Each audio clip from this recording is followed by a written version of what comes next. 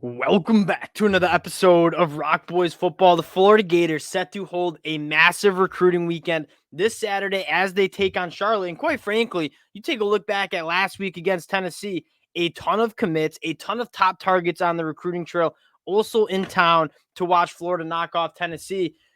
Some of these games throughout the season, if Florida takes care of business, if Florida looks like they did against Tennessee, this game against Charlotte isn't going to be close, but these games still matter because you want to come in, take care of business for the recruits in town. You want to put on a show. And I want to go over some of the visitors that we have that will be on campus for Florida this Saturday, and also go back and take a look at some top targets that were on campus last weekend for that Tennessee win. Again, Florida putting together a really good class in 2024. You take a sneak peek into the 2025 class, also looking really strong. You talk about Florida getting going in the right direction. I mean, on the recruiting trail, that is certainly the case. Now, before we get into it, just want to say thank you to you guys, and especially the Florida fans. If you guys have been listening, you know I love talking about this program. Really optimistic about where this program is going, whether it's on the recruiting trail, whether it's what you're seeing on the football field.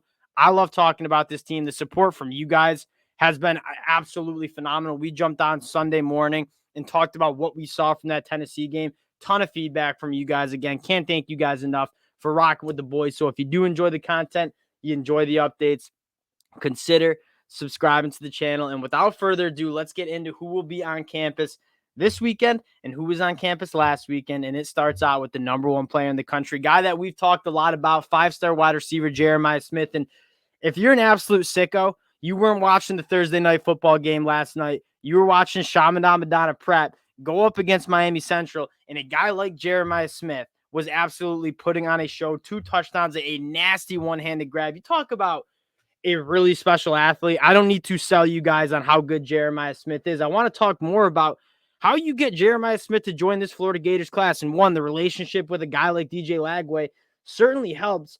But more importantly, what can you sell Jeremiah Smith that Ohio State might not be able to sell him? It's early playing time. It's the ability to come in and be that guy immediately for the Florida Gators. You take a look at Ohio State, a guy like Marvin Harrison Jr., as special as he was, he also had to sit out pretty much his whole freshman year because of how loaded that wide receiver room is in Ohio State. You take a look back at what Ohio State signed in 2023, 3 5-star wide receivers. So as good as Jeremiah Smith is, he might need to come in and kind of ride the bench a little bit for Florida.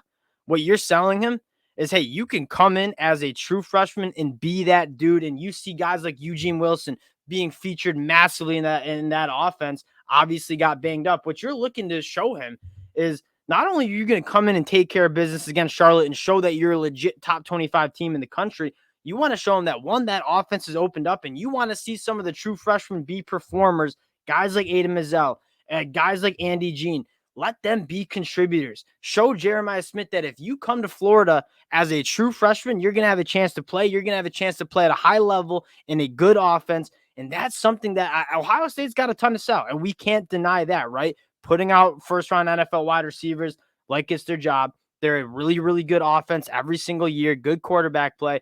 What they can't always sell is that early playing time that the Florida Gators can certainly sell him. So what you're looking for out of Florida, especially as it pertains to Jeremiah Smith, is, hey, you can come in and play really, really early and be kind of that guy. Now, I want to circle back in the 2024 class and talk about the top 2 remaining targets, I think, for the Florida Gators. And it starts off with 4-star defensive lineman LJ McRae. Was on campus last weekend for that win against Tennessee. And it sounds like Florida in the thick of things. I mean, you're going up against like powerhouses like Georgia, like Auburn, like Florida State. LJ McRae is truly special. You take a look at kind of his high school recruiting journey. I mean, he was playing tight end as a sophomore.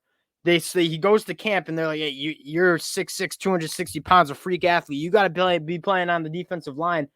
You've seen his high school stock absolutely skyrocket. And I think Florida is right in the thick of things. And you're seeing Billy Napier prioritize the line of scrimmage, specifically on the defensive line. It was something we've talked about a lot in terms of lack of depth. I mean, they had a guy like Gervin Dexter last year, but outside of him, it wasn't really there. You're seeing him in that 2024 class try to retool that depth on the defensive line. LJ McRae would be the best guy in this class in my mind. You guys have like Jamonta Waller, good dogs, but LJ McRae, It sounds like he's special. And from what I'm hearing from the scouts who work for 24/7 Sports and On3, like this guy's probably going to finish as a 5-star prospect as it closes out. LJ McRae represents a massive, massive get for Florida in that 2024 class. And you also have another top 100 target, plays with LJ McRae at Mainland and Daytona Beach, Florida, and Xavier Mincy. He was also on campus last weekend for that Tennessee win. And you talk about wins that, yeah, that's massive for Florida in this 2023 season. But you talk about wins that kind of spur this program on the recruiting trail. That's that kind of win. Rowdy environment, top 15 team coming in, and Florida gets it done. You're trying to convince these guys that this program's going in the right direction. And if you commit to Florida, this is going to be a top program while you're here. Getting wins against Tennessee with these guys in the stadium absolutely helps.